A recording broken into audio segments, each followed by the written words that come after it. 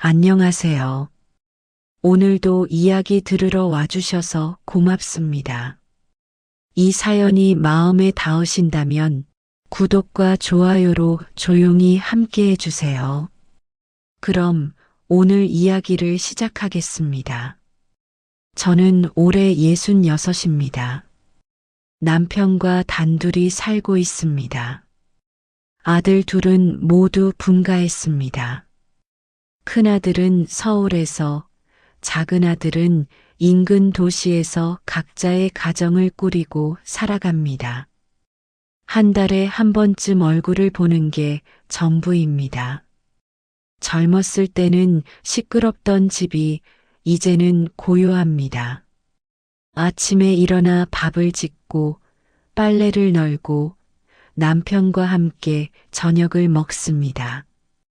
특별한 일 없이 하루가 지나가는 것이 일상입니다. 20대 중반에 시집와서 40년 가까이 저는 늘 누군가의 아내이자 엄마이자 며느리로 살았습니다. 제 이름보다는 형수님, 애 엄마, 며느리라는 호칭이 더 익숙했습니다. 그게 당연한 줄 알았습니다. 군청에서 온 우편물은 늘 두껍습니다. 그날도 그랬습니다. 현관문을 열고 들어서는데 신발장 위에 노란 봉투가 놓여 있었습니다. 남편이 먼저 가져온 모양이었습니다. 봉투를 집어드는 순간 익숙한 주소가 눈에 들어왔습니다. 시부모님 성함과 함께 적힌 3번지. 오래전부터 우리 부부 사이에서 그 산이라고만 불리던 곳이었습니다. 저는 봉투를 들고 거실로 들어갔습니다.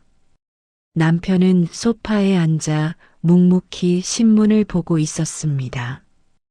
67의 그 사람은 여전히 말수가 적었습니다. 젊었을 때부터 그랬습니다. 여보, 이거 봤어요?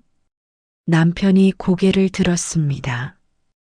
신문을 접는 소리가 유난히 크게 들렸습니다. 응, 아침에 왔더라고. 도로 공사 때문에 땅을 수용한다는데요. 남편은 잠시 입술을 다물고 있다가 천천히 대답했습니다. 그런가 보네. 그뿐이었습니다. 더 이상의 말은 없었습니다. 저는 봉투를 탁자 위에 내려놓고 주방으로 들어갔습니다. 저녁 준비를 해야 했습니다. 하지만 손이 제대로 움직이지 않았습니다. 그 산은 시아버님 명의로 되어 있었습니다. 아버님이 돌아가신 지는 벌써 15년이 넘었습니다. 어머님도 그로부터 몇 년 뒤에 따라가셨습니다.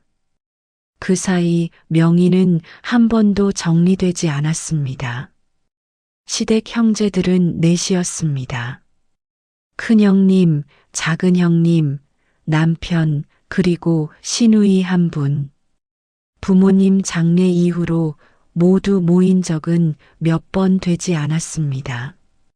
그때마다 누군가는 조심스럽게 그 산 이야기를 꺼냈습니다.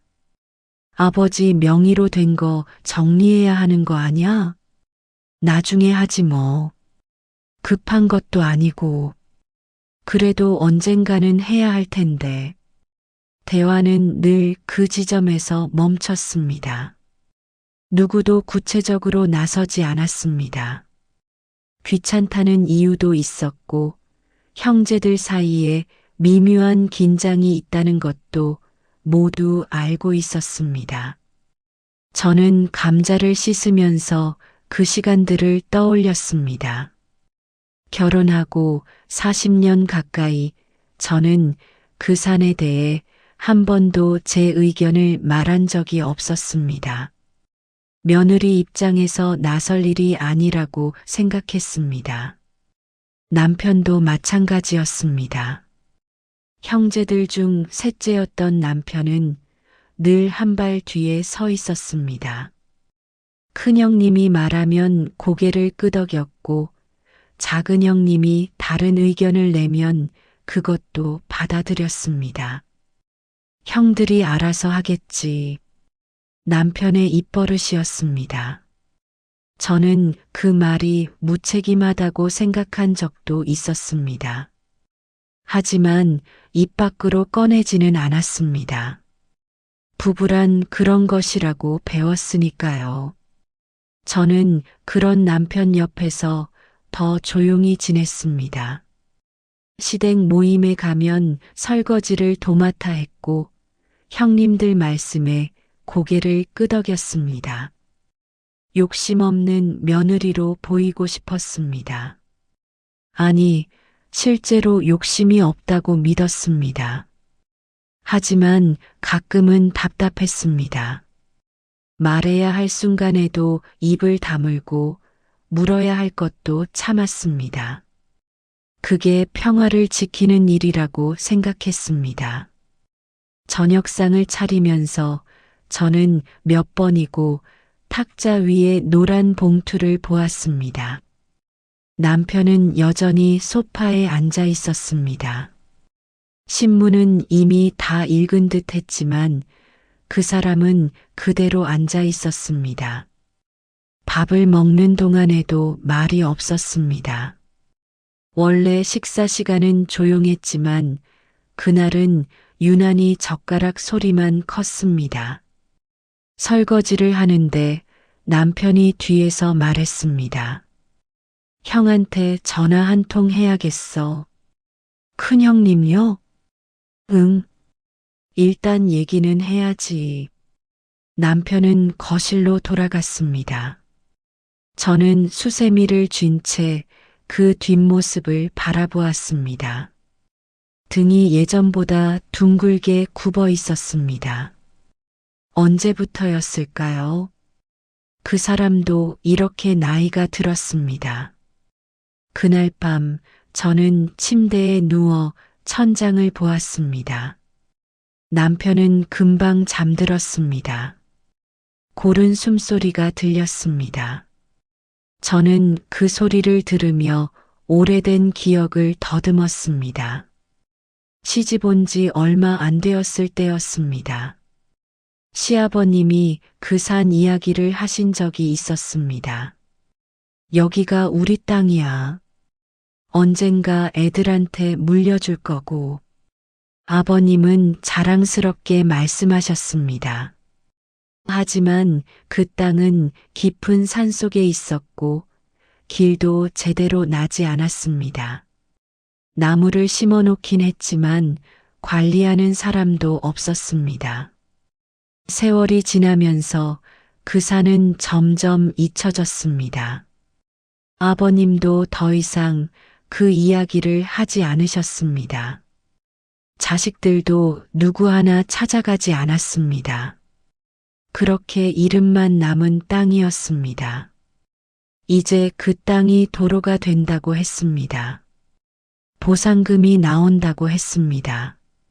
숫자는 제법 컸습니다. 한 사람이 받기엔 큰 돈이고 4명이 나누기엔 아쉬운 금액이었습니다. 저는 이불을 턱까지 끌어올렸습니다. 남편의 등에서 따뜻한 기운이 느껴졌습니다. 40년 가까이 함께 잔자리였습니다.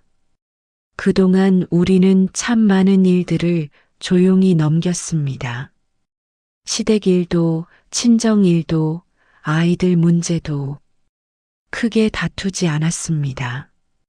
목소리를 높인 적도 거의 없었습니다. 하지만 문득 이런 생각이 들었습니다. 우리는 정말 아무 문제가 없었던 걸까요? 아니면 그냥 말하지 않았던 걸까요? 창밖으로 가로등 불빛이 희미하게 들어왔습니다. 저는 눈을 감았습니다. 내일 아침이면 큰형님께 전화가 올 것입니다. 그리고 우리 부부는 또다시 고개를 끄덕일 것입니다. 그때는 몰랐습니다. 미뤄둔 일은 사라지는 게 아니라는 것을. 그것은 다른 얼굴로, 다른 시간에 반드시 돌아온다는 것을. 그 노란 봉투 한 장이 우리 부부의 40년을 흔들기 시작했습니다. 침묵으로 지켜온 것들. 큰형님께 전화가 온 건 그 다음날 저녁이었습니다. 남편이 먼저 전화를 드렸고 형님은 다음날 다시 걸어오셨습니다. 응, 형님. 남편은 전화기를 귀에 대고 거실을 천천히 오갔습니다. 저는 부엌에서 설거지를 하면서 그 목소리를 들었습니다. 네, 봤습니다. 그렇습니다. 예. 대답은 짧았습니다. 남편의 목소리는 늘 그랬습니다. 형님들 앞에서는 더욱 그랬습니다. 전화는 10분쯤 이어졌습니다. 남편이 말하는 시간보다 듣는 시간이 더 길었습니다. 저는 그릇을 닦으면서 귀를 기울였습니다. 알겠습니다, 형님. 네. 그렇게 하지요. 전화가 끊어졌습니다. 저는 수건으로 손을 닦으며 거실로 나갔습니다. 남편은 소파에 앉아 멍하니 창밖을 보고 있었습니다. 형님이 뭐래요? 형이 정리하겠대. 정리요? 자기가 대표로 서류 처리하고 나중에 나눠주겠다고. 저는 남편 옆에 앉았습니다. 남편의 얼굴에는 아무 표정도 없었습니다. 그럼 우리는 뭘 해야 해요? 위임장 써주면 된대. 나머지는 형이 알아서 한다고. 저는 잠시 말이 없었습니다. 그 말이 무슨 뜻인지 알았습니다. 큰형님이 모든 절차를 맡아서 하고 나중에 돈을 나눠준다는 것이었습니다. 작은 형님이랑 시누이는 뭐래요? 작은 형도 찬성했대. 복잡하게 안 하는 게 낫다고. 남편은 그렇게 말하고 다시 입을 다물었습니다. 저는 남편의 옆 얼굴을 보았습니다. 그 사람은 아무것도 말하지 않았지만 저는 알 수 있었습니다. 편하지 않다는 것을. 사실 큰형님이 대표로 처리하겠다는 말은 예상했습니다. 형제 중에서 가장 나이도 많고 목소리도 컸습니다. 부모님 돌아가신 뒤로 집안의 큰일은 늘 형님이 결정했습니다. 하지만 이번에는 달랐습니다. 땅값이 나온다는 것, 그것도 적지 않은 금액이라는 것, 형제들 모두 알고 있었습니다. 며칠 뒤 작은 형님한테도 전화가 왔습니다. 이번에는 제가 받았습니다. 형수님. 나 작은 형이야. 네, 형님. 어떻게 지내세요? 응, 잘 지내지. 셋째 있어? 지금 마당에 있는데 바꿔드릴까요? 아니야, 형수님한테 할 말이 있어서. 저는 멈칫했습니다. 작은 형님이 저한테 직접 전화한 건 처음이었습니다. 이번에 땅 얘기 말이야. 큰형이 자기가 알아서 한다는데 형수님 생각은 어때? 저야 잘 모르는 일이라. 아니, 그게 아니라. 내 말은 말이지. 큰형이 다 맡아서 하면 나중에 복잡해질 수도 있잖아. 작은 형님의 목소리에는 조심스러움이 묻어 있었습니다. 하지만 속마음은 분명했습니다. 큰형도 요새 형편이 안 좋다고 들었어. 딸이 둘인데 결혼 준비도 해야 하고. 그러니까 내 말은. 말끝을 흐렸지만 저는 알아들었습니다. 큰형님이 돈을 제대로 나눠줄지 걱정된다는 뜻이었습니다. 형님, 저희는 형님들이 정하시는 대로 따를게요. 그래. 형수님이 그렇게 말하면 나도 더는 안 할게. 근데 나중에 이상한 일 생기면 나한테 말하지 마. 전화는 그렇게 끊어졌습니다. 저는 한동안 전화기를 들고 서 있었습니다. 그날 저녁 저는 남편에게 작은 형님 전화 이야기를 꺼냈습니다. 작은 형님이 걱정하시나 봐요. 뭘? 큰 형님이 혼자 처리하는 거요. 남편은 밥을 먹다가 젓가락을 내려놓았습니다. 형도 사정이 있으니까 그런 거겠지. 그래도 우리가 확인은 해야 하는 거 아닌가요? 남편은 한참을 말이 없었습니다. 그러다 천천히 입을 열었습니다. 당신까지 그러면 어떡해? 괜히 형들 사이만 이상해지잖아. 저는 더 이상 말하지 못했습니다. 남편의 말이 틀린 것은 아니었습니다. 제가 나서서 뭐라고 하면 며느리 주제에 나댄다는 소리를 들을 게 뻔했습니다. 하지만 마음 한구석이 불편했습니다. 우리만 아무것도 모르고 넘어가는 것 같았습니다. 일주일쯤 지나서 큰형님이 찾아왔습니다. 위임장을 받으러 온다고 미리 연락이 왔습니다. 형님은 차를 마시며 서류를 꺼냈습니다. 여기 도장 찍으면 돼. 내가 알아서 다 처리할 테니까. 남편은 서류를 받아들고 천천히 읽었습니다. 저는 옆에서 지켜보았습니다. 서류에는 법률 용어들이 가득했습니다. 형님, 이거 한번 읽어봐도 되죠? 제가 조심스럽게 물었습니다. 큰형님이 고개를 들었습니다. 읽어봐야 무슨 소용이야. 법원 서류는 원래 다 이래. 그래도 일단 형수가 뭘 안다고. 괜히 시간만 끌지 말고. 형님의 목소리가 약간 높아졌습니다. 저는 입을 다물었습니다.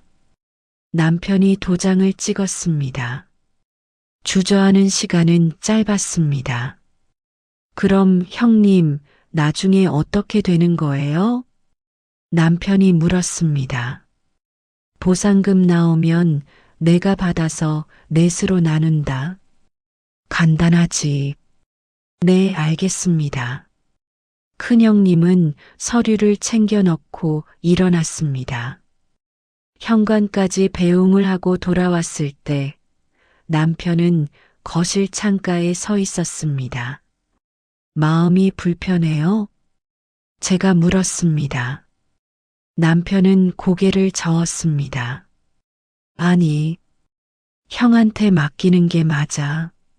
하지만 그 사람의 얼굴에는 확신이 없었습니다. 그날 밤 저는 잠이 오지 않았습니다. 남편은 금방 잠들었지만 저는 천장만 바라보았습니다. 평생을 그렇게 살았습니다. 누군가 정해주는 대로, 시키는 대로.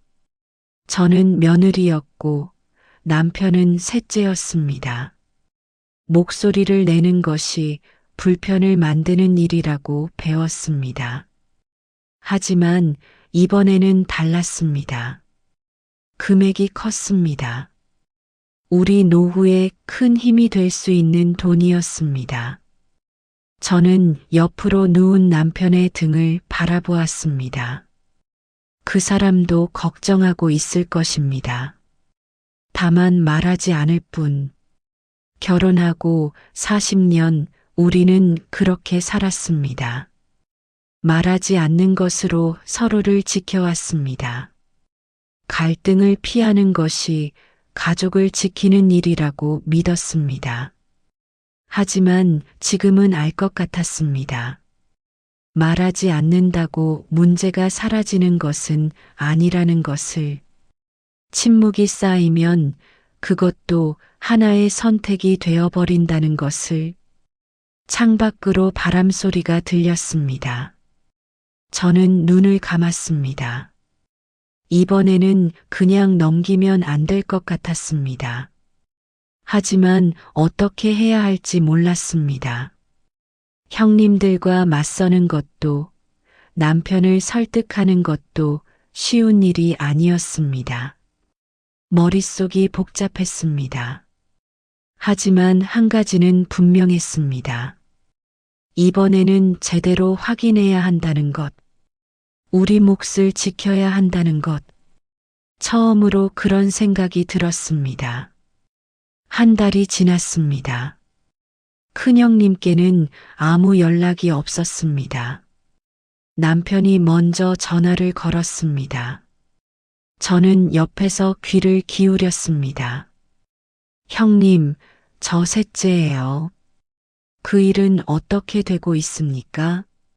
아, 그거 아직 서류 검토 중이야. 시간 좀 걸린대. 네, 그렇습니까? 그럼 바쁘니까 나중에 다시 얘기하자. 전화는 금방 끊어졌습니다. 남편은 한참을 전화기를 들고 서 있었습니다. 형님이 뭐래요? 서류 검토 중이래. 남편의 목소리는 평소보다 작았습니다. 일주일 뒤 작은 형님한테서 전화가 왔습니다. 이번에도 제가 받았습니다. 형수님, 나야.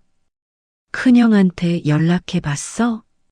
네, 남편이 전화드렸는데 아직 진행 중이라고 하시더라고요.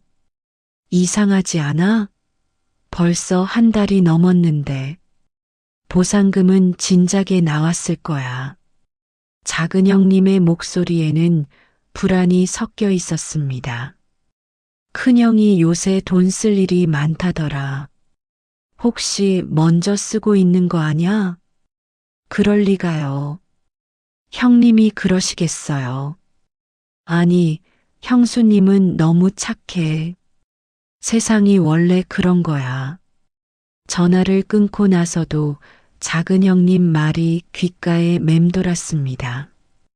그날 저녁 저는 처음으로 남편에게 솔직하게 말했습니다.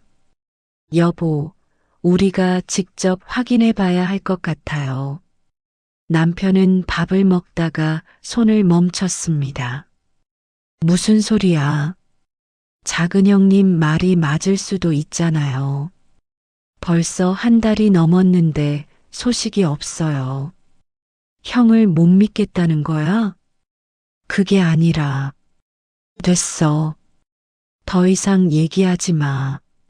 남편은 젓가락을 내려놓고 자리에서 일어났습니다. 거실로 나가는 뒷모습이 굳어 있었습니다. 저는 상을 치우며 한숨을 쉬었습니다. 결혼하고 처음으로 남편과 의견이 달랐습니다. 아니, 정확히는 처음으로 제 의견을 말했습니다.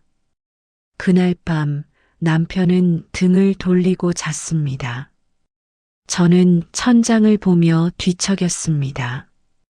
다음 날 아침 남편이 먼저 말을 걸었습니다. 미안해. 무슨 말씀을? 어젯밤에 생각해 봤어. 당신 말이 맞을 수도 있겠더라고. 저는 남편을 바라보았습니다. 그 사람의 얼굴에는 피곤함이 가득했습니다. 사실 나도 불안했어. 근데 형한테 뭐라고 할 수가 없었어. 왜요? 형제끼리 돈 때문에 싸우는 꼴 보기 싫었어. 당신까지 끌어들이기도 싫었고. 남편은 한참을 말을 잇지 못했습니다. 평생 그렇게 살았잖아. 한 발짝 뒤에 서는 게 편했어. 욕심 안 부리면 편하게 지낼 수 있다고 생각했고, 그 말에 가슴이 먹먹해졌습니다. 남편의 침묵이 무책임이 아니라 두려움이었다는 것을 그제야 알았습니다. 이번엔 그냥 넘기지 말아요. 같이 해봐요. 남편이 천천히 고개를 끄덕였습니다. 그날부터 저는 움직이기 시작했습니다. 먼저 군청에 전화를 걸었습니다. 여기 토지 수용 관련해서 여쭤볼 게 있는데요. 네, 말씀하세요. 보상금 지급은 언제쯤 되나요? 이미 한 달 전에 완료됐습니다. 대리인분이 수령하셨을 거예요. 전화를 끊고 저는 한참을 그 자리에 서 있었습니다. 보상금은 이미 나왔습니다. 큰형님이 받았습니다. 하지만 우리한테는 아무 말이 없었습니다. 남편에게 말했을 때 그 사람은 아무 말도 하지 못했습니다. 이제 어떻게 해야 해요? 저는 물었습니다. 남편은 창밖을 보았습니다. 형한테 다시 전화해야지. 이번에는 제가 옆에서 들었습니다. 스피커폰으로 했습니다. 형님, 보상금 나온 거 알고 계시죠? 알지. 언제쯤 정리되는 겁니까? 그게 말이야, 좀 복잡해. 세금 문제도 있고, 서류도 더 필요하고. 형님, 솔직하게 말씀해 주세요. 우리 몫은 언제 받을 수 있습니까? 남편의 목소리가 떨렸습니다. 평생 형님한테 그런 말투를 쓴 적이 없었습니다. 야, 내가 지금 형을 못 믿겠다는 거야? 그게 아니라 위임장까지 써놓고 이제 와서 무슨 소리야. 내가 알아서 한다니까 기다리라고. 전화가 끊어졌습니다. 남편은 한참을 전화기를 들고 있었습니다. 저는 남편의 손을 잡았습니다. 그 손이 차가웠습니다. 제가 알아볼게요. 뭘? 법률 상담이라도 받아봐요. 이렇게 있으면 안 될 것 같아요. 남편은 고개를 저었습니다. 형제끼리 법까지 동원하면 어떡해? 그럼 어쩌자는 거예요? 이대로 당하고만 있어요? 제 목소리가 커졌습니다. 남편은 놀란 듯 저를 보았습니다. 저도 놀랐습니다. 제가 이렇게 목소리를 높인 적이 없었으니까요. 미안해요. 근데 여보, 이건 우리 노후 문제예요. 그냥 넘길 수 없어요. 남편이 천천히 고개를 끄덕였습니다. 알았어. 같이 알아보자. 다음 날 저는 동사무소로 갔습니다. 토지 관련 서류를 떼려면 어떻게 해야 하는지 물었습니다. 젊은 공무원이 친절하게 설명해 주었습니다. 상속관계 증명서가 있으면 가능합니다. 그걸 어떻게 받나요? 먼저 가족관계 증명서를 떼시고요. 복잡했습니다. 하지만 저는 메모했습니다. 하나하나 적어 내려갔습니다. 집으로 돌아오는 길, 저는 버스 안에서 창밖을 보았습니다. 평생 이렇게 혼자 뭔가를 알아본 적이 없었습니다. 늘 누군가 시키는 대로, 정해진 대로 살았습니다. 하지만 이번에는 달랐습니다. 제가 직접 움직여야 했습니다. 그날 저녁 남편에게 메모를 보여줬습니다. 이렇게 하면 우리도 서류를 확인할 수 있대요. 남편은 메모를 보며 천천히 고개를 끄덕였습니다.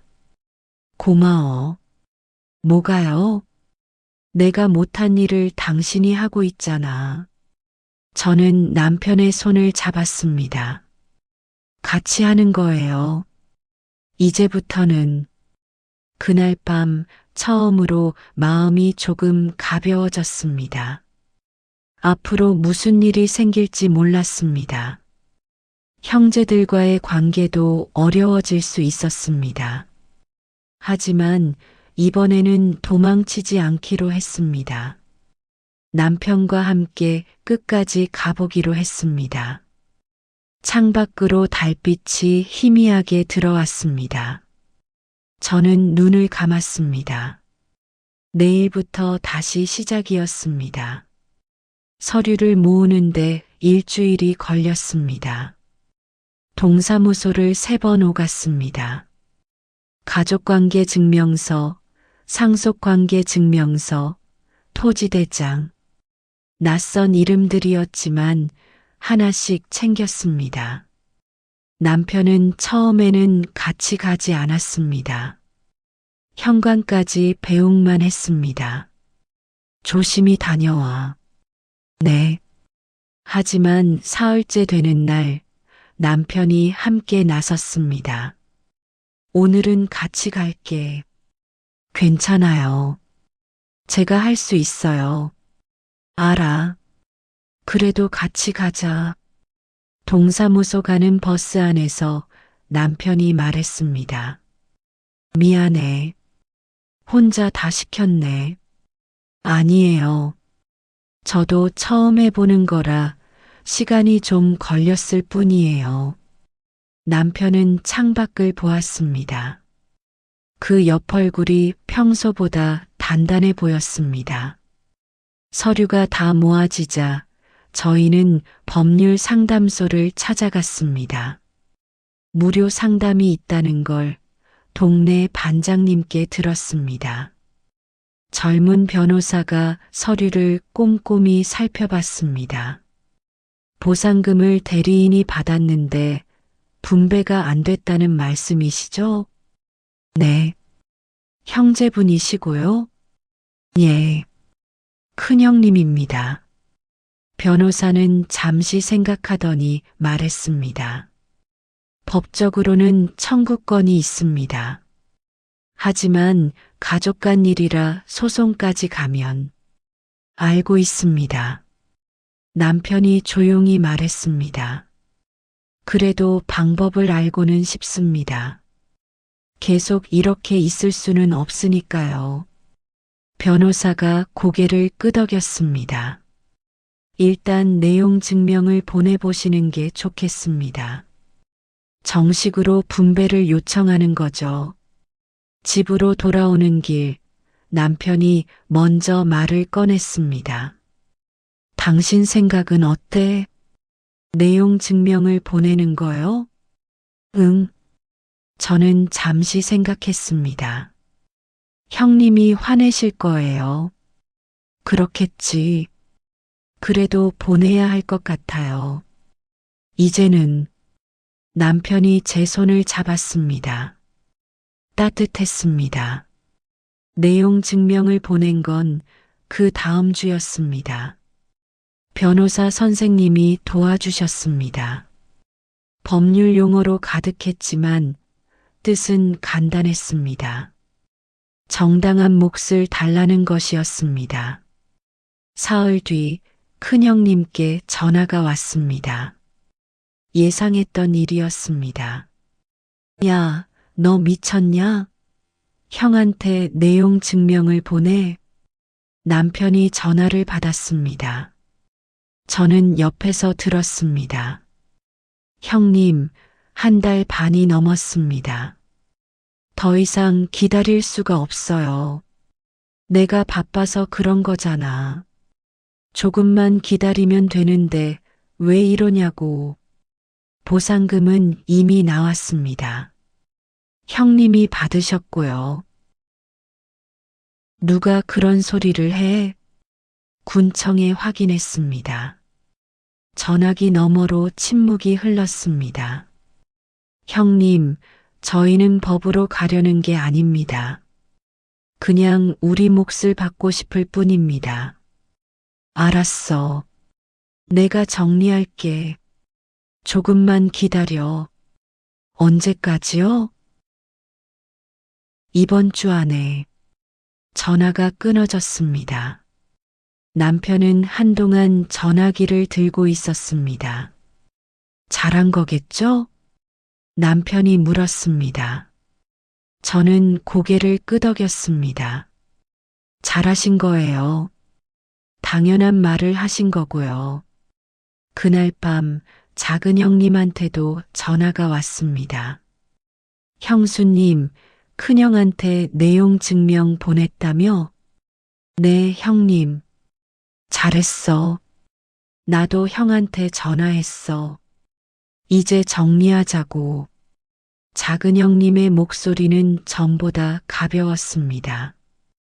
우리도 가만히 있으면 안 되는 거더라고. 고마워, 형수님.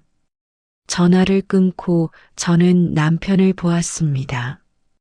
남편도 저를 보고 있었습니다. 우리가 해냈네.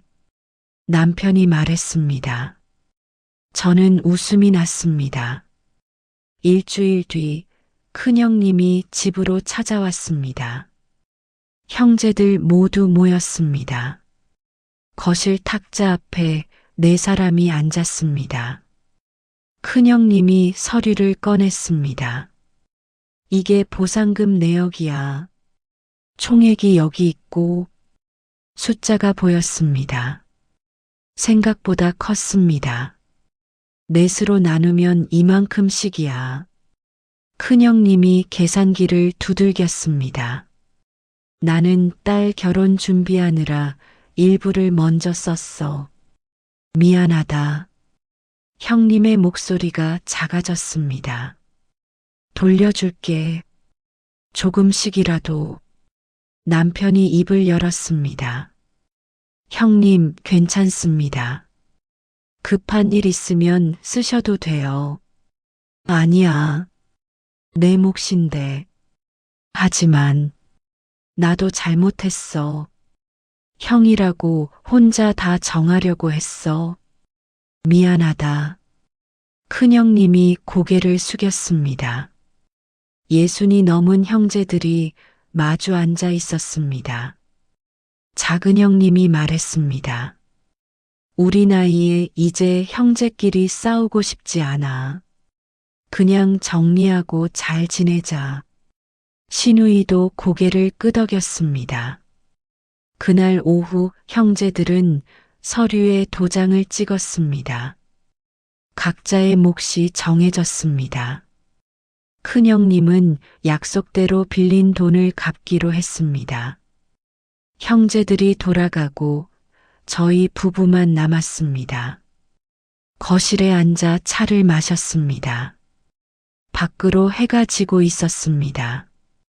끝났네요. 제가 말했습니다. 응. 힘들었죠?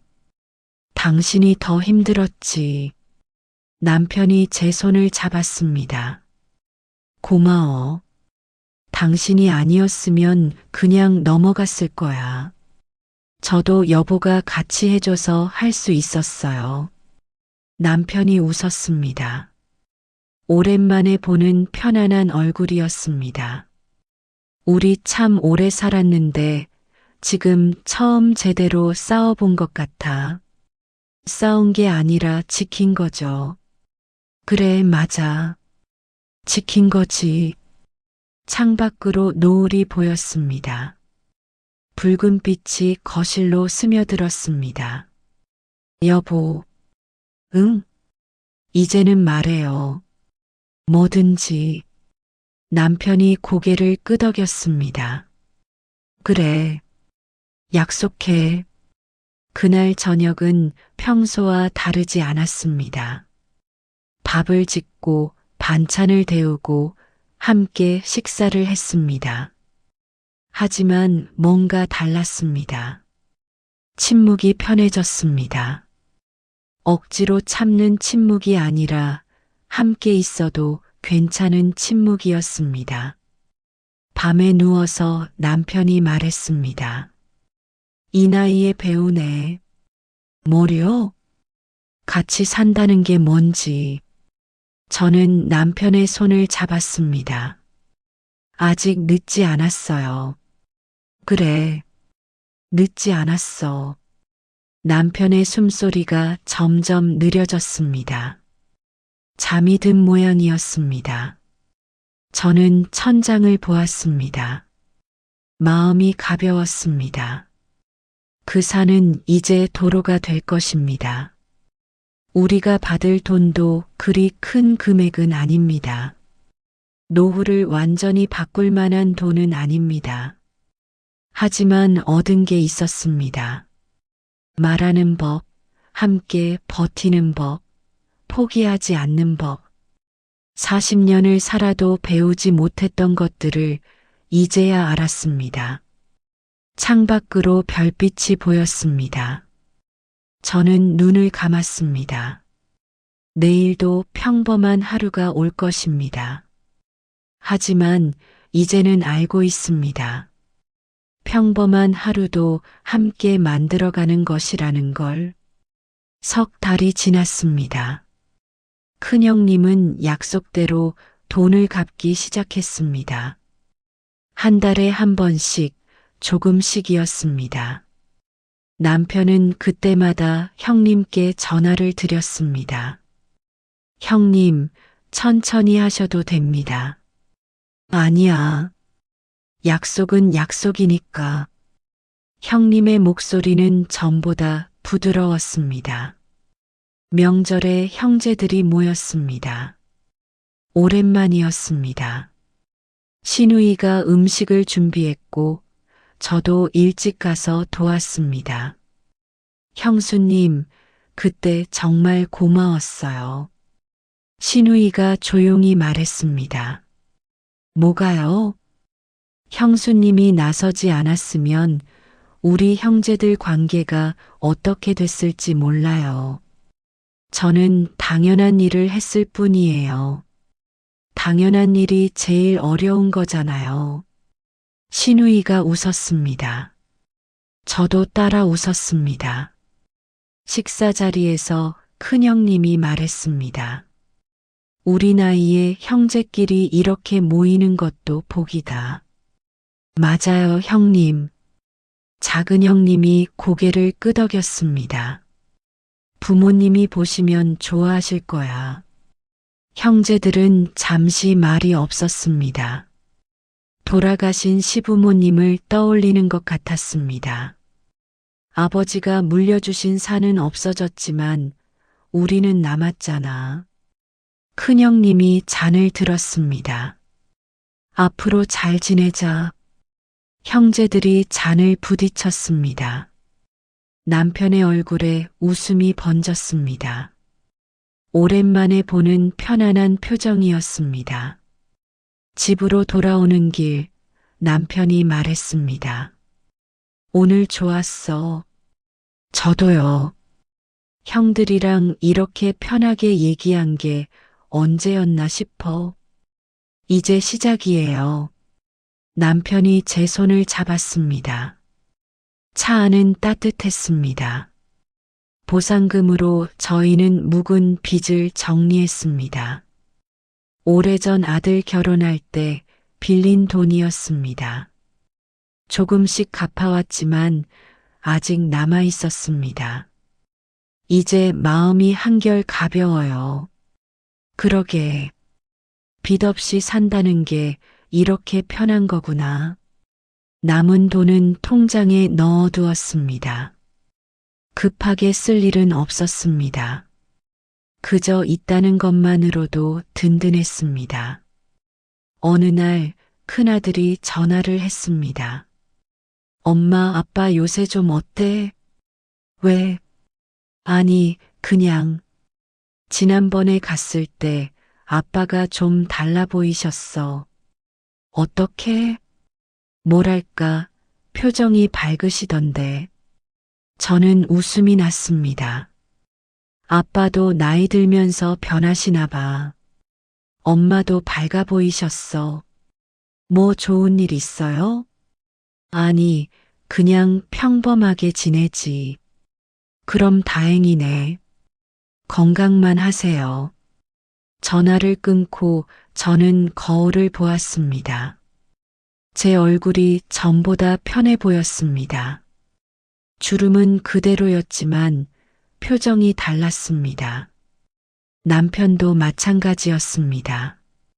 아침에 일어나 인사할 때, 밥을 먹을 때, 산책을 나갈 때, 작은 순간들이 전보다 자연스러웠습니다.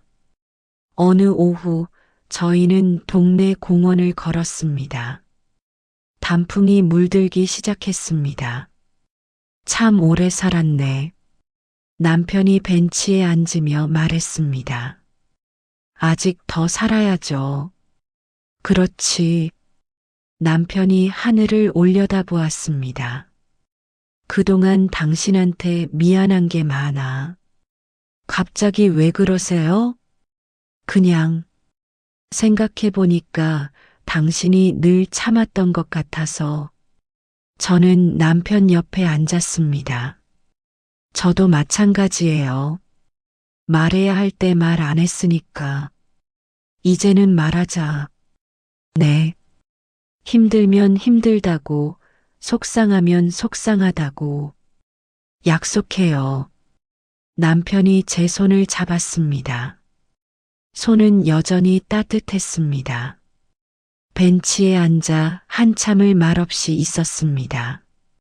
침묵이 불편하지 않았습니다. 옆에 있다는 것만으로 충분했습니다. 여보, 응? 고마워요. 그때 같이 해줘서. 나도 고마워. 당신이 용기 내줘서. 낙엽이 떨어졌습니다. 바람이 불었습니다. 계절이 바뀌고 있었습니다. 집으로 돌아와 저는 저녁을 준비했습니다. 평소와 같은 메뉴였습니다. 된장찌개와 생선구이, 나물 몇 가지. 식사를 하면서 남편이 말했습니다. 오늘 밥 맛있네. 매일 먹던 건데요. 그래도 오늘은 더 맛있어. 저는 웃었습니다. 남편도 웃었습니다. 설거지를 하는데 남편이 다가왔습니다. 내가 닦을게.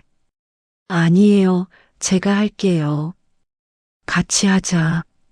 남편이 행주를 들었습니다. 저는 설거지를, 남편은 그릇을 닦았습니다. 우리 이렇게 같이 한 적이 있었나? 처음인 것 같은데요. 예순이 넘어서 처음 하네. 늦었지만 괜찮아요. 그래. 아직 늦지 않았어. 설거지를 마치고 거실에 앉았습니다. 텔레비전을 켰지만 소리는 작았습니다. 내일은 뭐 할 거예요? 글쎄, 특별한 건 없는데. 산책이나 갈까요? 날씨 좋다던데. 좋지. 평범한 대화였습니다.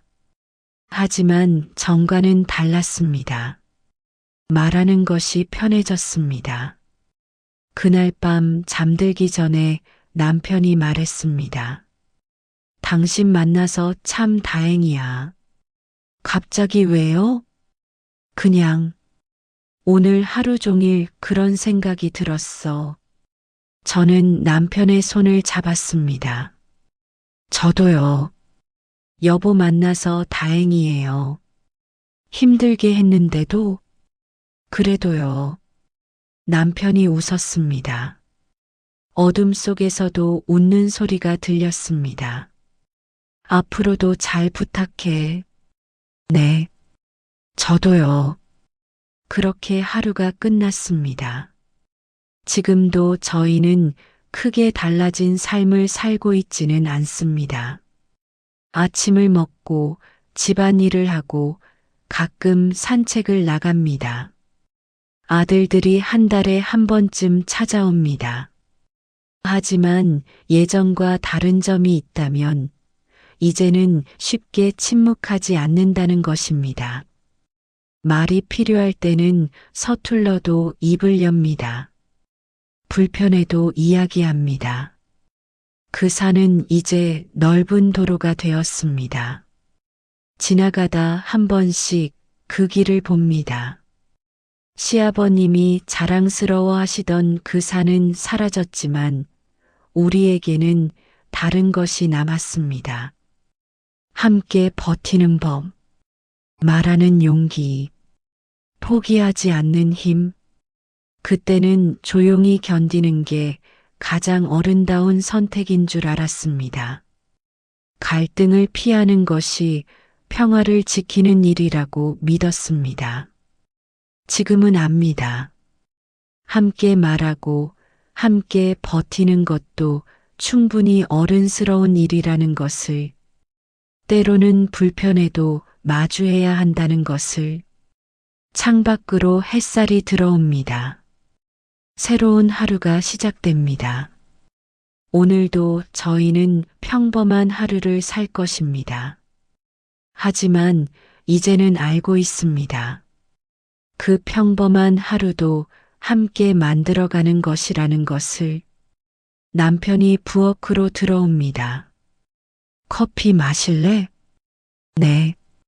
같이 마셔요. 우리는 식탁에 마주 앉습니다.